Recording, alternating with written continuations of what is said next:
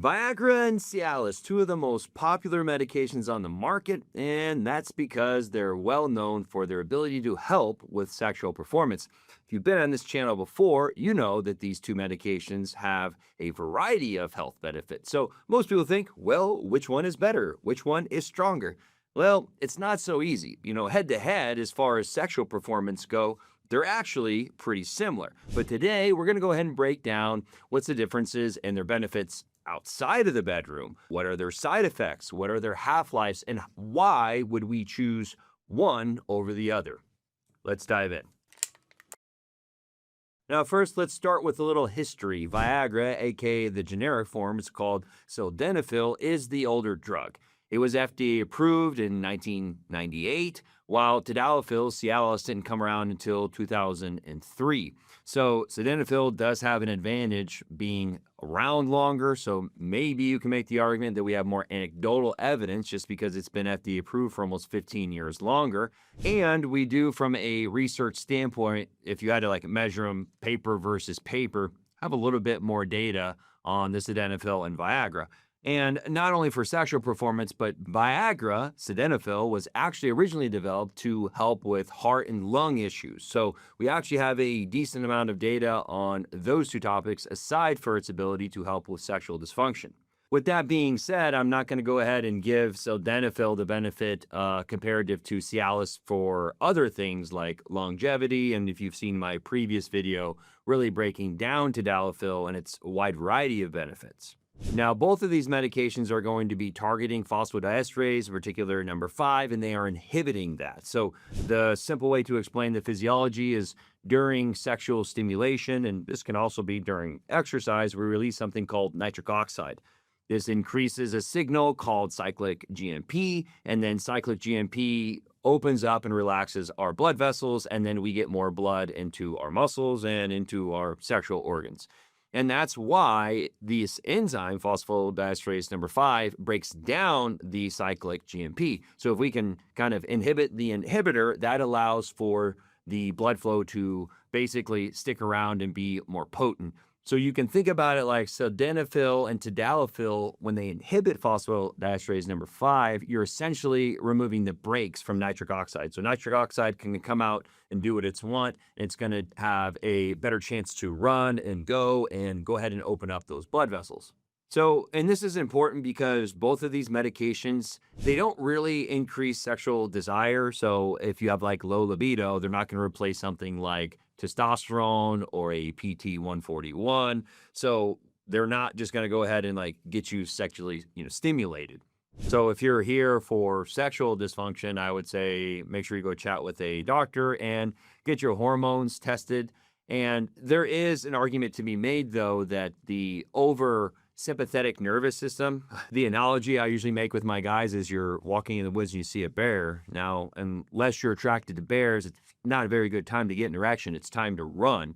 And what's happening is that your sympathetic nervous system, right, your fight or flight, is shutting down and squeezing and making the blood vessels that go to your internal organs and your sexual organs, they shrink them so that the blood can go to your brain and to your muscles so you can fight. So you want to have this balance of the parasympathetic and sympathetic nervous system. So on one end, for sexual stimulation, you have to worry about the nervous system, and that's going to be really impacted by where your hormones are. And then you'll have downstream issues. If you have arterial and atherosclerosis, like your blood vessels are just plaqued and are very hardened, then yeah, you're definitely going to need something like a Tadalafil or Sildenafil to help get the blood flow there. So let's now break down the head-to-head data between these two.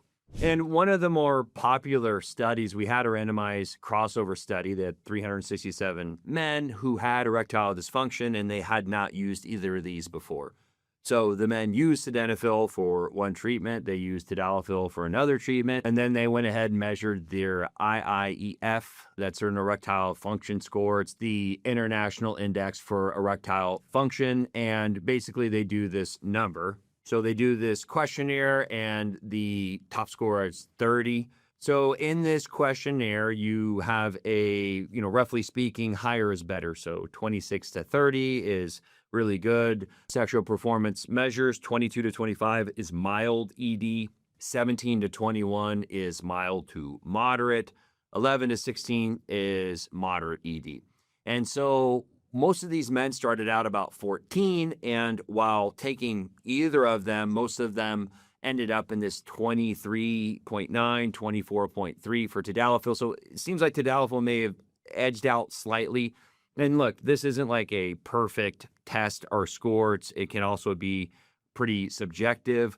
But the takeaway is that both of these worked pretty well, and they got guys about to the same spot. Now, with that being said, for whatever reason, when the treatment was completed, most of the guys actually ended up and wanted to choose Tadalafil. And why do we think that is? Well, let's move into the next thing to talk about is going to be the half-life of these medications. And that's where I think most people are going to chat about the major differences between the two. Now, Sildenafil has a terminal half-life about 4 hours. And anecdotally, I've seen this be, and half-life's just where half of the drug is gone. But a half-life is usually a good general idea of figuring out like how long is this medication going to last, right? Like caffeine can be 3 to 6 hours. That's usually where most people are going to get the majority of the benefit, right? If you're doing a cup of coffee, it's going to last for an hour, upwards to 3 hours, and it starts to teeter off. So when we're looking at sildenafil and I say, yeah, half-life's about 4 hours, that means if you're taking the medication, you can really expect the benefits probably for the first 4 hours because that's when more than half of the drug is still in your system. Now, the benefit is that Tadalafil's half-life's 17 and a half hours. So that's almost 4 or 5 times as long, depending on how good your math is. So now, and again, that doesn't mean that like always we can take Tadalafil and know that, hey, it's going to be working for 17 hours later, which we'll chat about food and et cetera. But you can then start to imagine then even after 2-3 half-lives, a lot of these medications are still going to be around. So yeah, potentially you could take a Tadalafil and have some of the benefits for 2 to 3 days, where most often if you're taking a Sildenafil, it's going to be out of your system and, usually 4 to 6 half-lives. So basically after a day, most of that medication's out of your system. And that's why most people end up thinking about Tadalafil being more like a whole weekend pill. Like you can take it once on Friday, you're still probably gonna have some of the benefits by Sunday. And that's why with Sildenafil, you can think about a shorter half-life. Most people are gonna think about, oh, it's just gonna be for one night, which can be helpful when we chat about the side effects later. Now, the other thing that seems to be a bit of a difference between the two is going to be food, which I actually think has to go back to the half-life. This is just anecdotally what I've experienced and kind of how I think about these things. And it seems like that Tadalafil is going to be most often pretty relatively food independent, where like Sildenafil, you don't want to be taking with food.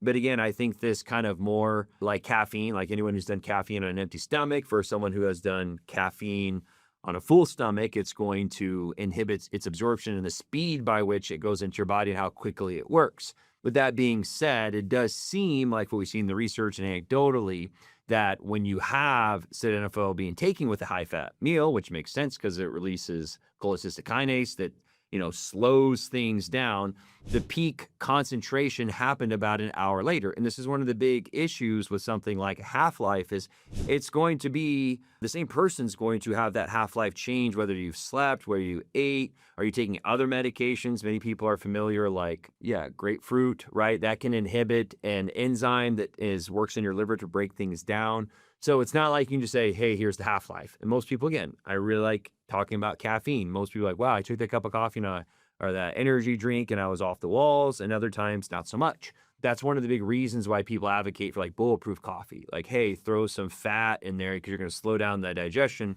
which also is interesting though, because when things are lipolyzed, like they're put in fat, it actually bypasses your liver. So it's interesting kind of double-edged sword. On one end, when you eat food, you have a high-fat meal, like we've learned with the GLP-1s, it slows down your digestion, right? Your body says, slow down, let's absorb this.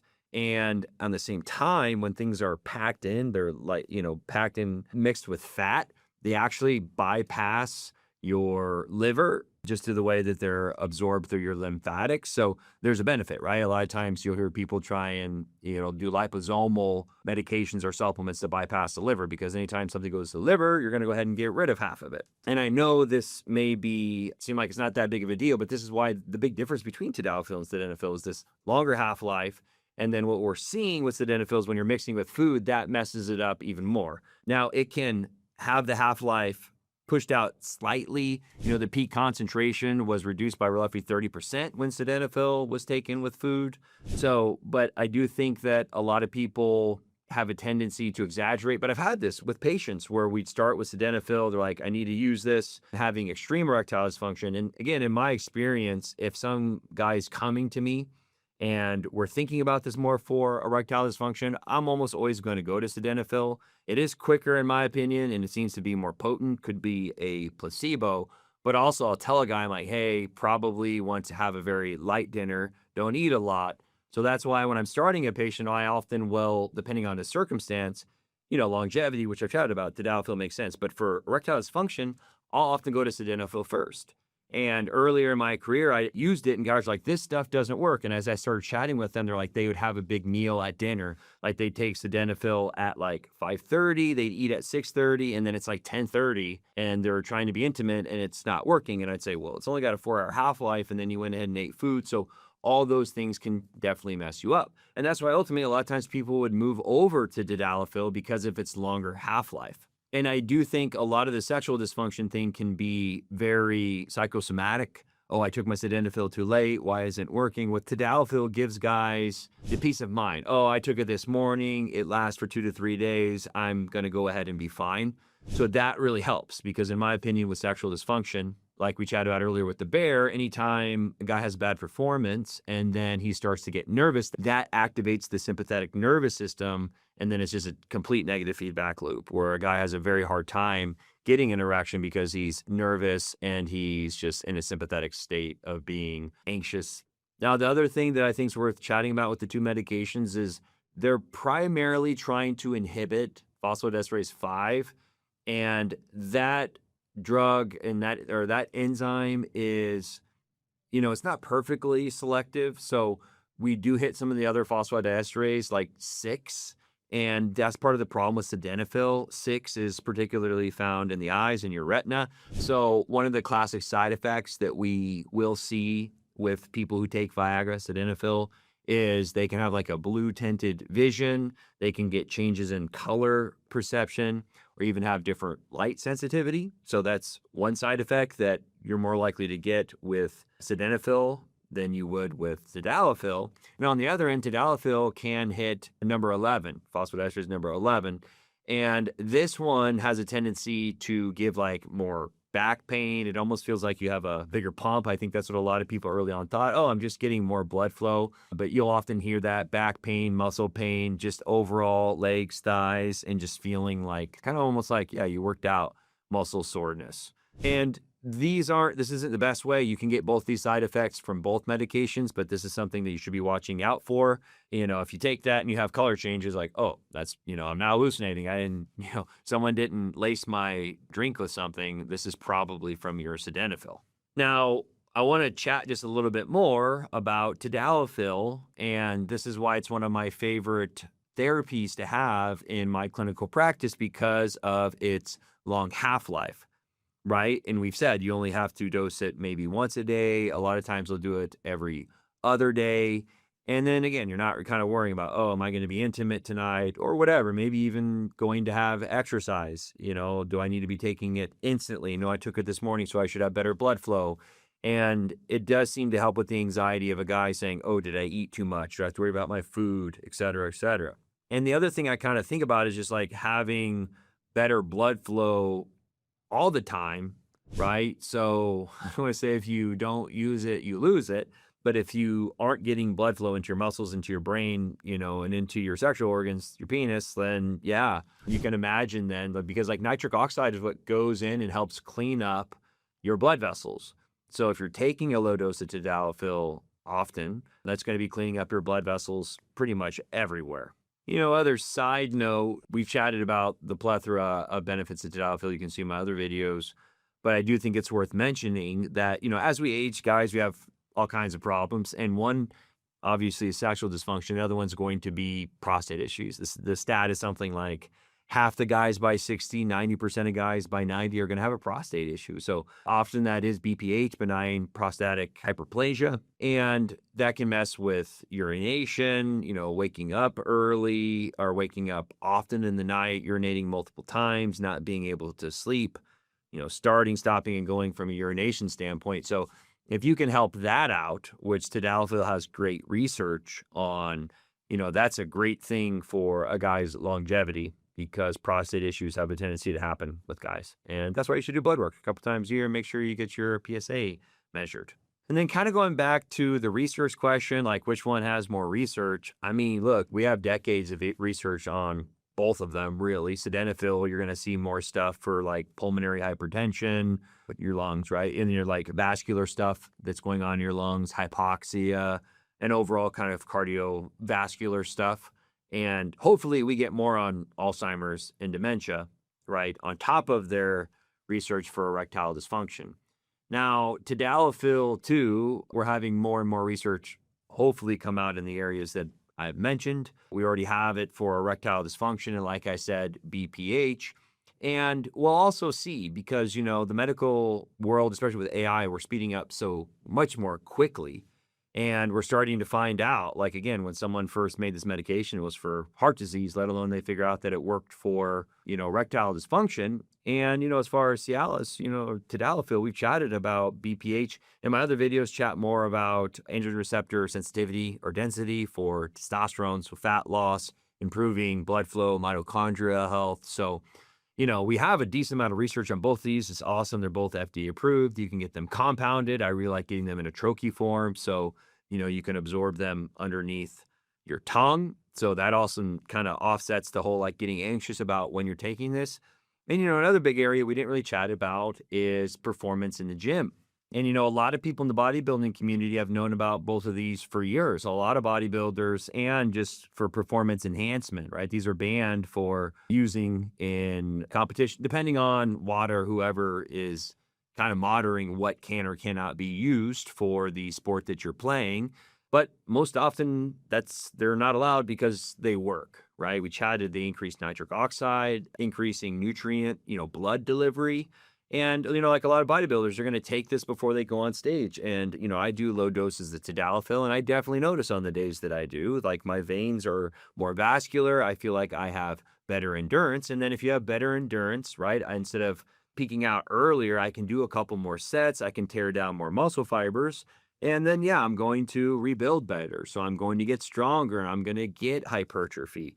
And what's interesting is that Sildenafil has actually been studied quite a bit for an exercise physiology, especially under normal oxygen conditions. Basically at sea level, the performance benefits have generally been honestly kind of unimpressive, which that's the difference between data and the real world. Just because a paper doesn't prove it doesn't stop for me. But we do have some pretty good data on Sildenafil in hypoxic settings, right? When there's low oxygen, people who are at higher altitudes, and you'll hear that people who are long distance runners, Navy SEALs, people who are training, swimming, SIDS, they ultimately can use Sildenafil or Tadalafil to help in those situations where there's less oxygen, which makes sense.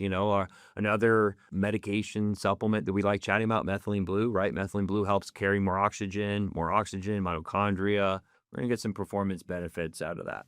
So, kind of wrapping the whole benefit situation up, I think most of I have like a whole video, multiple videos on Tadalafil. Like if I had to pick one, the one that I take, and I think as far as longevity and the multiple benefits, I think Tadalafil most often is going to be the better reward versus risk, is considering Sildenafil. I said earlier, there are plenty of circumstances though where a guy has pretty tough erectile dysfunction that he's dealing with. I think in that circumstance, often, Sildenafil would probably be the better medication to pick, but it really depends on the guy, because I said about the food and the anxiety and the timing and all that. But I like Tadalafil because of all the other benefits, BPH, testosterone, performance enhancing. It makes more sense to me that that's the better reward versus risk. And then we do real quick chat about safety. As far as these goes, you probably heard the commercials, right? Contraindicated if you're on nitrates for chest pain, right? Nitroglycerin or any type of nitrate drugs. In these circumstances, you're going to be increasing nitric oxide signaling through one pathway and preventing it in another. So just not great. You can lower your blood pressure, and that's something we didn't really chat about, right? The increase in vasodilation can ultimately lower your blood pressure. And the other side effects, we chat about the eyes. Often these can both give flushing, right? The increase in vasodilation can make your face more red. You can also get some acid reflux. Some guys also get sinus pressure. So, there's often not a free lunch. Anytime you're pulling a lever to increase one end, right? So if you're increasing horsepower, you're probably going to, lower the miles per gallon. So that's why hopefully you work with a doctor when you're using these things, because you can kind of help figure out that risk versus reward. And you also got to be careful, especially if you're doing polypharmacy. You're mixing a lot of drugs and medications. So maybe you're on an alpha blocker, or maybe you're on a beta blocker, or maybe you're on something for, well, those are blood pressure medications, but diabetes, all other type of these medications. So mixing them together can be dangerous. And that's actually why you could say Tadalafil may be slightly more dangerous, because it has a longer half-life. So it has a longer ability then to mix with other things that, it shouldn't be mixed with. So wrapping it all up, kind of bragged this whole time on what I think about Tadalafil. My clinical practice, some of the first things that I'm reaching for, and I know people love peptides. They're so exciting. They're so new. They have lots of benefits. But for me, my meat and potatoes, my clinical practice is usually something like our testosterone replacement. We do some Tadalafil, aka Cialis. We do some L-carnitine. And then past, you can kind of depend. Maybe you use some testosterone to get the growth hormone higher. Or maybe you are really working on your weight loss. You want to go and try and hit that GLP-1 receptor through whatever peptide that you want to go ahead and use. Or you want to boost your mitochondria, right? Methylene blue, MOTS-c, NAD. So as you can tell, I'm a little biased. Really like the Tadalafil.